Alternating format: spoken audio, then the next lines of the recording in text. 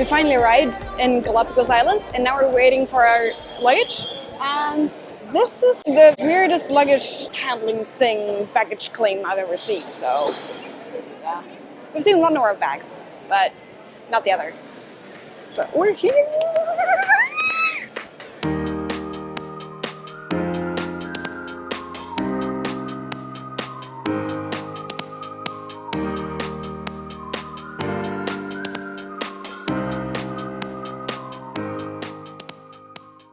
We're on board the ship now, and we're going to show you a little bit about what this place looks like. This is our room. This is where we're sleeping. We also have a tiny window up here, where we can't really see much, to be honest. We have a bit of a storage. This is the bathroom. Yes, with the cameraman in the mirror. So we have a small toilet here, and then on the other side we have a shower. So it's surprisingly spacious in here for being on a ship.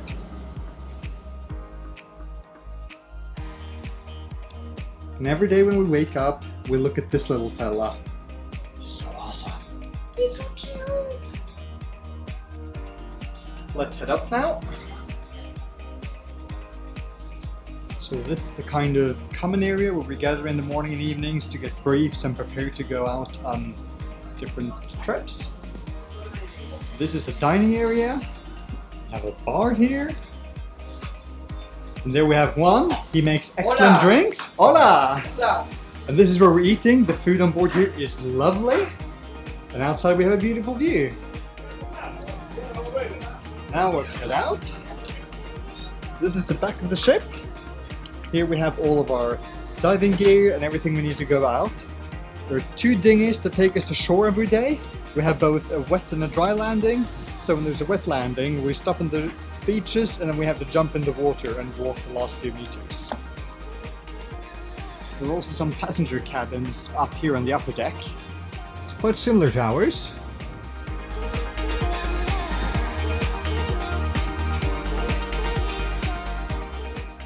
Now let's head up to the top deck.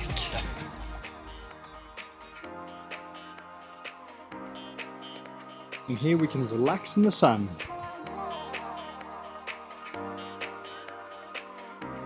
In the evenings we have great views up here.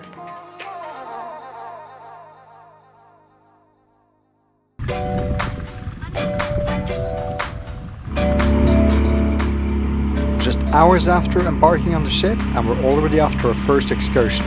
We're going to Mosquera Island to swim with sea lions.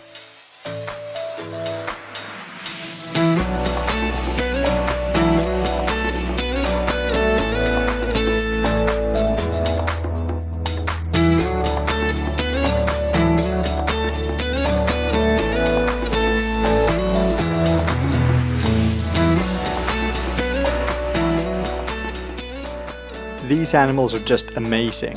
We were told to stay at least 2 meters from all wildlife on the Galapagos Islands, however the rules certainly don't apply to them. One of the sea lions actually came up behind us and bit Tortoise flipper. Apparently they love bubbles, and when the flippers splash in the surface, they grab onto them with their mouths.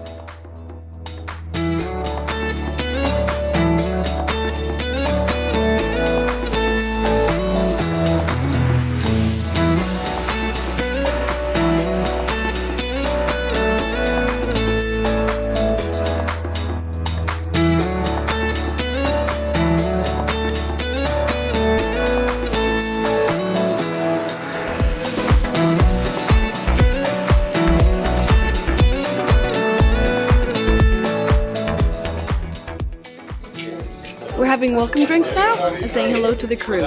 Dinner next. Salud!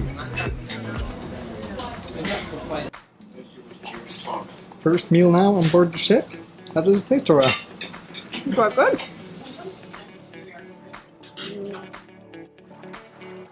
We were going to bed, but then we heard some noise from the back of the ship. As it turns out, a sea lion decided to join us. One of the guides said on the previous trip, the door was left open and the sea lion had gone inside the ship, found sleeping on the floor. We've also had our first shark sighting now. They keep swimming around us.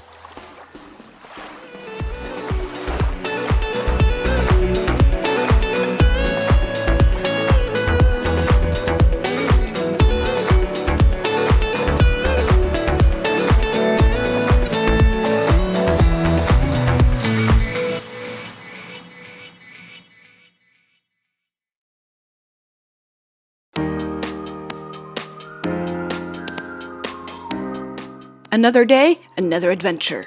We're now going to Las Tintoreras, an islet full of life, where we may see marine iguanas, sea lions, and sharks.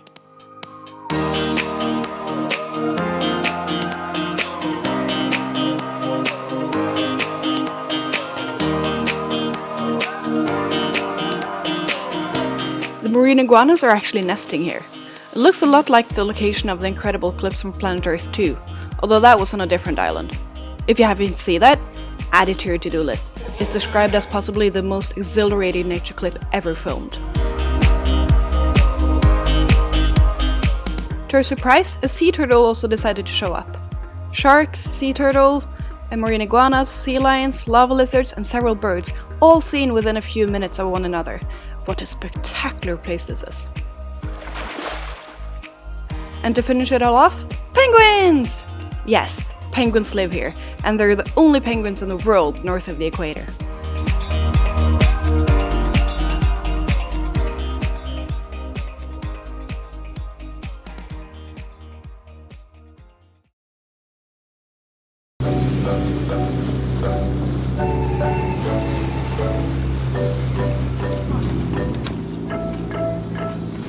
We've just come ashore on the island of Isabela, and we're now going to see the Turtle Breeding Centre.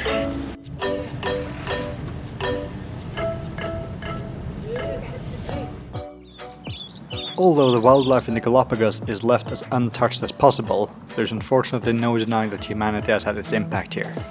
When people first arrived, they needed food, and tortoises were slow and delicious. This led to some species being hunted to extinction and others severely reduced in numbers.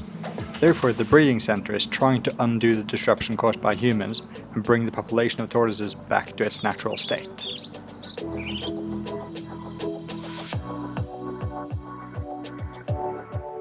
Later today, we'll visit the Sierra Negra volcano.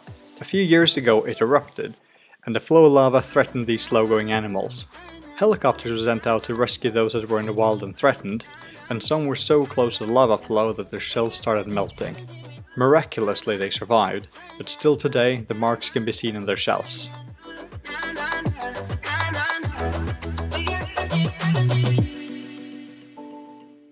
Now we're gonna go and see some flamingos, if they're there.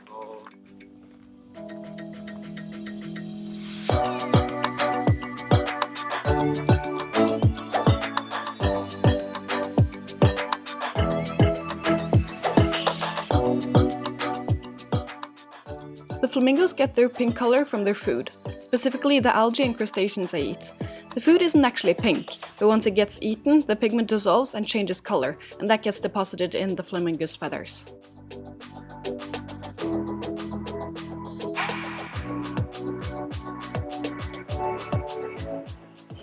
Are you ready to go look at the animals? Yeah. I thought we were going to see the volcano now. Maybe we are. We might go see a volcano, we might do something else. Who knows? Well, the wife was of course right, we're going to the volcano.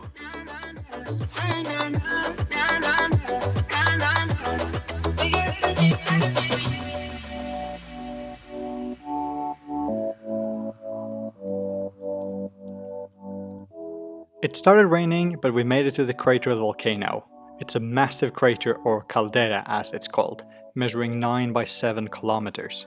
Some sources say it's the second largest in the world, but as there's no standardized way of measuring craters, this is up for discussion. Anyway, the bottom line is, it's massive.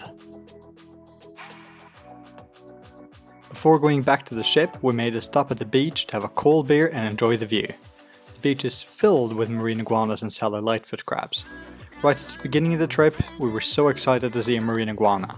Now they're starting to realize that they're everywhere.